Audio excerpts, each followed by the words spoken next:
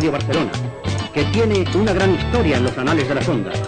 Fue la primera emisora de España y se ha distinguido siempre por sus reportajes y laudables campañas benéficas. Benvinguts i benvingudes al nostre videopodcast de la revista Angle.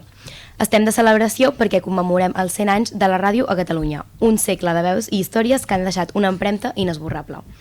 Durant els 4 capítols de la sèrie En Antena, entrevistarem a persones que han estat claus en aquest mitjà, professionals que han viscut i que viuen la ràdio des de dins, i els preguntarem sobre el futur del sector. Avui, dins del capítol de ràdios comercials, entrevistem a Xavi Pérez, director de continguts de RAC1. Què tal, Xavi, com estàs? Bon dia, molt bé, gràcies. Quins són els canvis més considerables que has notat des de dins de RAC1 en els últims 15-20 anys? Mira, jo vaig entrar aquí el 2007, i estem al 24, acabant el 24, per tant són 17 anys, si no m'equivoco, i els canvis, moltíssims. Mira, el primer canvi que vaig veure de dir, hosti, això va molt més ràpid del que ens imaginem, és que hi va haver un tsunami al Japó, el de Fukushima, no sé si us en recordeu, i me'n recordo d'estar-lo veient aquí, que estem al costat de la redacció, amb una de les teles que hi ha informatius, amb un company, que ara és el cap d'esports, el Joan Lluís Garcia, i estàvem veient en directe com entrava l'aigua, entrava l'aigua directament en territori japonès, i el mar s'estava menjant tota la costa. I va ser, disculpeu, mirar això i dir, hem de buscar algú que estigui allà. I jo en aquell moment estava al món a RAC1 amb el Basté i vam dir, hem de buscar catalans que estiguin al Japó, però clar, com els trobes? Perquè al Japó hi ha una diferència horària enorme, etc. I vam dir, què tenim a la mà? Tenim Twitter, que quan vaig entrar el 2007 no existia. Al contrari, el 2007 començava la gent a donar-se d'alta a Facebook, imagina't. Després va arribar a Twitter i a través de Twitter, que els programes ja tenien compte, vam començar a enviar missatges des del nostre compte del programa i del compte de la ràdio i dir, ostres, busquem catalans que estiguin al Japó. I a través de Twitter vam aconseguir contactar amb un parell o 3 de catalans que estaven al Japó en aquell moment. Clar, no estaven a la zona de la costa de Fukushima, on va haver-hi l'impacte més gran del tsunami, però que estaven al Japó i que ens podien explicar com havien viscut el terratrèmol i què s'estava dient als mitjans.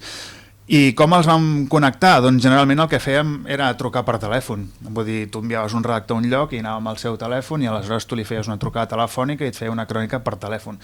Però què va passar? Que clar, necessitàvem una connexió que fos fiable, i en un país en què estan caient les comunicacions perquè hi ha hagut un tsunami, aleshores no eren fiables, necessitàvem una estabilitat, i aquelles persones van dir, ostres, doncs mira, telefònicament és un cacau, però podem fer-ho a través de Skype. I vam dir, ostres, què és l'Skype?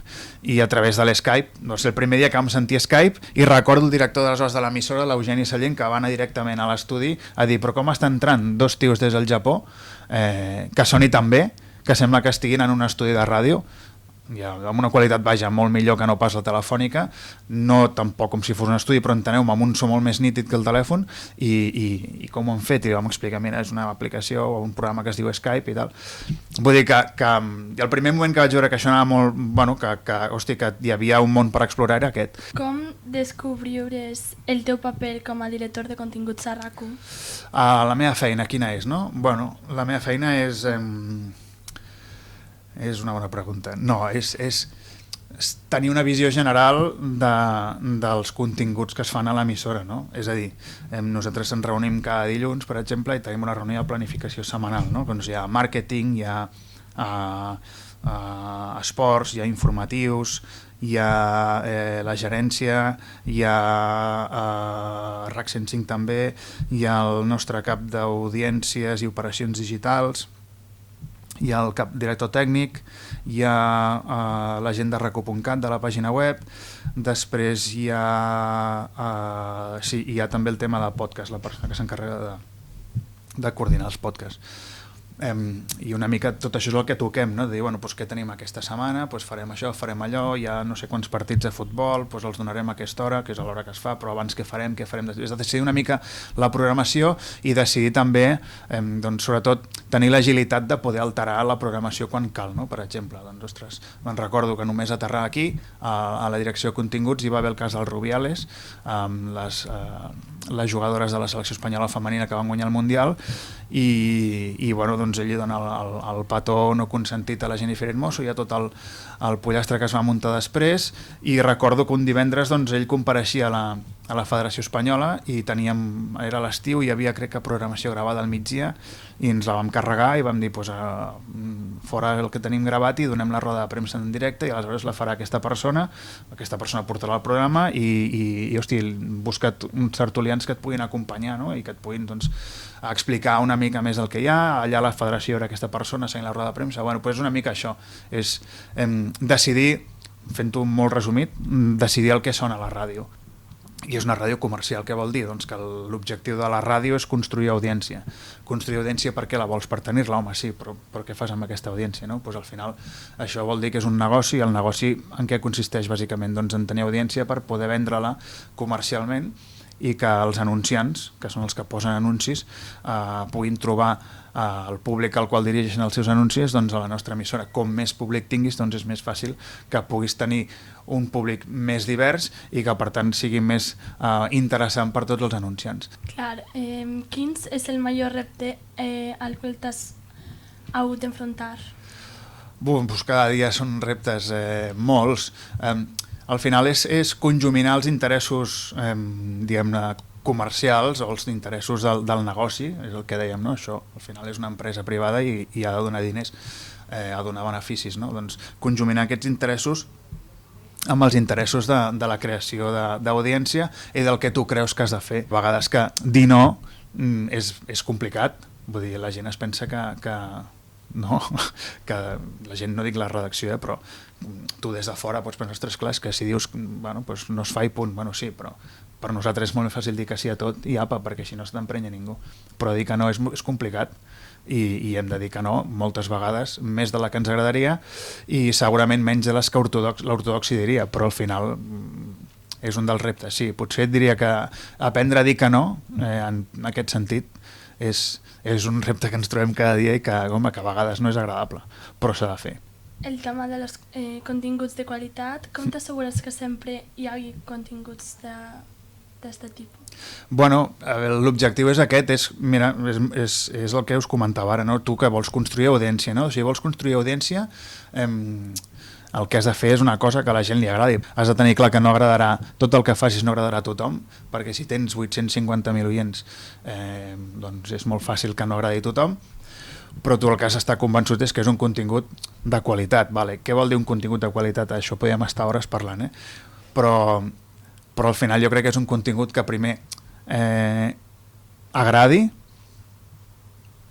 i després que estigui ben fet, o al revés, que estigui ben fet i després agradi. Que si és una informació doncs, que és A diu blanc i B diu negre, doncs que, ostres, que expliquem que A diu blanc i que B diu negre i que no et quedis només amb la versió de l'A o de la B, que sigui una informació completa, que sigui veraç, que l'hagi obtingut per mitjans lícits, bueno, doncs tot això és el que ha de complir la informació. D'altra banda, no fem només informació, també fem doncs, entreteniment, també fem humor, també fem esports, si ho vols ficar fora de la informació i fora de l'entreteniment. Bueno, cada cosa no es pot regir només si no és informació. Al final, en resum, contingut de qualitat és a la informació ho hem dit i l'altre és, ostres, doncs si fas humor s'ha de tenir clar què és el que es pot dir i el que no es pot dir i saber que fent humor també i generalment es diu que mig món se n'en fot de l'altre mig, no? Doncs fent humor passa això, però si ho fas amb honestedat i amb la tranquil·litat que estàs fent les coses ben fetes, jo crec que el contingut de qualitat el tens garantit, sobretot el que no és informació, perquè el que és informació queda molt clar, no? Tenir bons professionals que sàpiguen doncs, com fer una notícia, com contrastar la informació, quan es pot publicar i quan no, i sobretot que preguntin. La gent no ho sap tot, no ho sabem tot, vaja, jo el primer, i és bo que si tenim dubtes, en lloc de quedar-nos-els per nosaltres, els preguntem. El treball en equip sempre garanteix que si la gent de l'equip té qualitat, realment el contingut acabi sent de qualitat. Una altra cosa és que et pugui agradar més o menys. El fet que el públic jove consumeix menys ràdio avui en dia suposa un gran problema? Mira, l'altre dia es va fer el Congrés de la Ràdio, crec que fa un mes o alguna cosa així, que devia ser cap al 14 de novembre o una cosa així. El Congrés de la Ràdio, pel centenari de la ràdio, que el va organitzar Ràdio Barcelona i estan més o menys totes les ràdios del país convidades, me'n recordo que el discurs inaugural el va fer l'Iñaki Gabilondo, que havia fet l'Hoy por Hoy, que és el matinal de Ràdio Barcelona, de Ràdio Barcelona, de la cadena SER, durant molts anys, líder d'audiència, etc. I el Gabilondo va dir una cosa que era molt interessant. Diu, jo sempre, des de que em dedico a la ràdio, he sentit que els joves no escolten la ràdio. Diu, per tant, la ràdio, i fa molts anys que es dedica a fer ràdio, i estem aquí, vull dir, i la ràdio segueix. Aleshores, sempre hi ha hagut, i és veritat, una sensació apocalíptica potser amb la ràdio, no? Vull dir, té 2 milions i pico d'oients a Catalunya, són 8 milions, i jo, dels anys que fa que hi soc, no he vist que la xifra vagi baixant. La ràdio s'escolta i els joves l'escolten. Potser una altra manera, sí, deixaran d'escoltar-la? Jo crec que no. També és veritat que, no ho sé, que quan tens 20 anys o 15 o 25 o 30, considerem-los joves tots, també els de 40, vull dir que no passa res, però vull dir, si estem parlant d'aquest públic de 15 a 30, 30 i pico, ostres, no t'agrada el mateix quan tens 15 anys que quan en tens 20 segurament, però ho notareu més quan en tingueu 25 i ho notareu més quan en tingueu 30, vull dir, la gent també va canviant. Però sí que no em preocupi no vol dir que no fem res perquè els joves, o intentar treure els joves a escoltar la ràdio, perquè els oients els joves d'avui són els oients d'avui o de demà, per tant, home, com més pròxims sentin la ràdio, millor. Ara farem una sèrie de preguntes ràpides que has d'intentar respondre el més ràpid possible. I la idea és això, amb una frase o dues, d'acord? La primera és, quina és la importància o el valor d'una ràdio privada? Pots centrar-te en RAC1. Sí, en RAC1, home, doncs mira, el valor de RAC1 ha estat que quan va néixer el 2000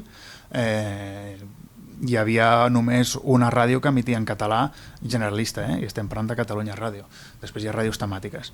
Però el valor de la ràdio privada, en aquest cas de RAC1, ha estat diversificar, primer, l'oferta i, segon, incrementar el nombre de gent que escolta ràdio en català. Quina creus que és la major diferència entre ràdio i la premsa escrita? La velocitat. La velocitat. Per exemple, amb un diari amb la intel·ligència artificial potser no, però hem de revisar en tot cas com serien aquests articles, però la velocitat. Però amb la ràdio i amb qualsevol altre que em preguntis.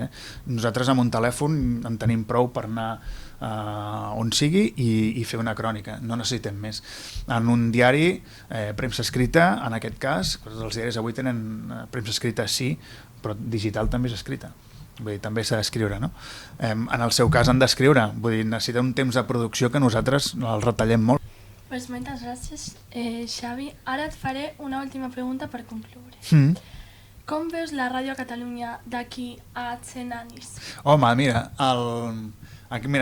acabaré també amb el Gabilondo, que l'altre dia li van fer més o menys la mateixa pregunta, no? I deia,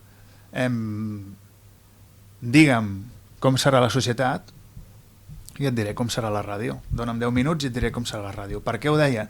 Perquè venia una mica, ja fins i tot com a resum, ja està bé la pregunta, com a resum del que hem comentat, no? Ell té la teoria, i jo, si la té ell, i veient com la va explicar, la compro, que la ràdio és un reflex de la societat, no?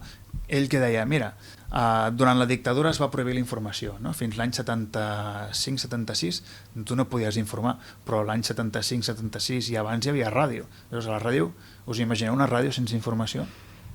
Bueno, o almenys sense informació, que no fos informació que s'és avalada pel règim, però per tant no és informació. Ell deia, doncs hi havia ràdio i es feien coses molt originals, no? I la gent es va haver d'esprémer les neurones per trobar continguts que fossin de qualitat, que entretinguessin i que omplissin la programació. Què va passar l'any 75-76 quan es va legalitzar la informació? Doncs que les ràdios van anar com a boges a informar i aleshores tot allò que havien fet fins l'any 75 doncs va quedar gairebé guardat en un calaix, no? I la ràdio va patir un canvi perquè la societat havia patit un canvi. Per tant, el que us vull dir és que clar, doncs no sé com serà la societat d'aquí a 100 anys, però el que m'imagino és que la ràdio d'aquí a 100 anys seguirà viva si durant aquests 100 anys continua fent el que ha fet els últims 100, o aquests primers 100 anys, que és adaptar-se a la societat i no veure els canvis com una amenaça, sinó veure'ls com una oportunitat. A vegades fa ràbia aquesta frase, però és veritat. El que deia el Gabilondo li compro. Digue'm com serà la societat d'aquí a 100 anys i ell deia, dame 10 minutos y te diré cómo será la ràdio. Pues exactament, potser necessitaria més de 10 minuts, que no soc el Gabilondo, però bueno, arribaríem potser a una conclusió similar. Pues moltes gràcies, un plaer tenir-te avui en antena, gràcies per acompanyar-nos. A vosaltres. Això ha estat tot per avui, Pròximament tornarem amb més entrevistes i amb més ràdio. De 70 metros. Radio Barcelona, que tiene una gran historia en los anales de las ondas. Fue la primera emisora de España y se ha distinguido siempre por sus reportajes y laudables campañas benéficas.